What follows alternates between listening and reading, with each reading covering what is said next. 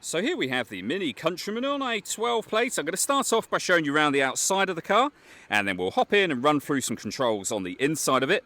From the outside you can see it's a 5-door car with alloy wheels. Let's start off inside the boot area first of all. As we approach the back of the car, you can see we have reversing sensors, plenty of boot space as well, along with those 3 individually folding rear seats should you wish to increase this space even further. You can also lift up this tray section for even more space again. Okay, so we're just going to work our way back around to the front of the car, and then we'll hop in and run through some controls on the inside. But now that we've done a full circle of it, you can see it's in lovely condition the whole way round. Just briefly before we climb in, I think it's well worth seeing the interior from this exterior point of view. There's plenty to run through on the dashboard, so let's hop in and we'll do that now. Okay, now that we're inside the car, we're going to start with the dials. We have the rev counter, as you can see, a digital readout for the speedometer. Beneath that, you can change the information displayed in this section by pressing a button on the end of the indicator stalk for various bits of trip computer and fuel economy information, and you can see the total miles for the car. They are 63,758. If we back out to the steering wheel, we have stereo and phone controls on the left-hand side, and then cruise control over on the right-hand side. In the center, we have the main screen for the car. So up on here, you can access various things, all of which are labeled. The movement that I'm making on the screen is being done by rotating this dial, which also pushes down. It moves up, down, right and left as well, which will become useful within certain menus. So for example, I've just rotated it to satellite navigation. Push that dial down, we're then in the sat nav menu. If I jog it to the left, we can then access that menu on the left.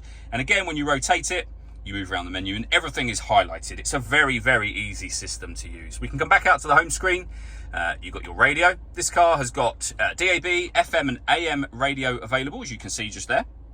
If you want to listen to your own music, you go to the CD multimedia heading, where we have USB input, Bluetooth audio, auxiliary input, and of course the CD player as well. So loads of ways to listen to your music in this car, and you pair your phone under the telephone heading, of course. We have the fuel gauge just here.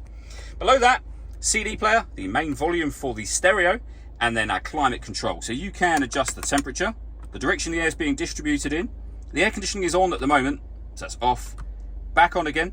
If you hit auto, the car will now maintain the temperature you've asked for by taking full control of the fan speed, which you can see it doing, and the direction of the air as well. Press auto again, you'll go back to whatever setting you had that on previously. We have a heated rear screen and a proper heated front screen. Driver and passenger side windows, so driver window, rear passenger window, and then the passenger side of the car, rear and front windows there. Deadlock, so you can lock and unlock the car doors from the outside. We can turn the traction control off. The sport mode you can turn on and off. We can lock the rear electric windows, so for safety, child safety. Front and rear fog lights, and this button turns off the stop and start. This car is designed to cut out when it's stationary in traffic to save you fuel. The system is off when that light shows. We then have the gear lever just there. The buttons I went through just a moment ago as well, and then auxiliary and USB input for your music.